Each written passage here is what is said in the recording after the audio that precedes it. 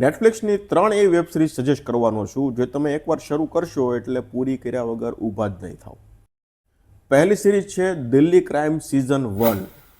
Nirbhaya case જે દિલ્હીમાં બનેલો હતો એના પર આ બેઝ છે. આ સિરીઝનું ઇન્વેસ્ટિગેશન પ્રોસેસ તમે જોજો. આ સિરીઝમાં કલાકારોની એક્ટિંગ તમે જોશો.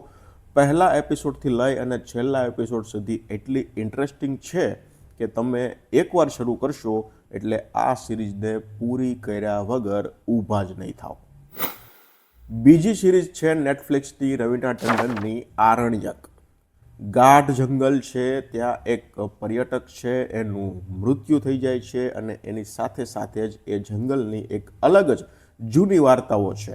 એ જૂની વાર્તાઓ અને કદાચ આ મર્ડર છે એનું કંઈક ને કંઈક કનેક્શન હશે. તો એ મર્ડર કોણે કર્યું છે, કેવી રીતે કર્યું છે, એ મિસ્ટ્રીની સાથે સાથે જે લોકેશન છે જંગલના એ પણ અદ્ભુત. અને ત્રીજી વેબ સિરીઝ છે કોહરા.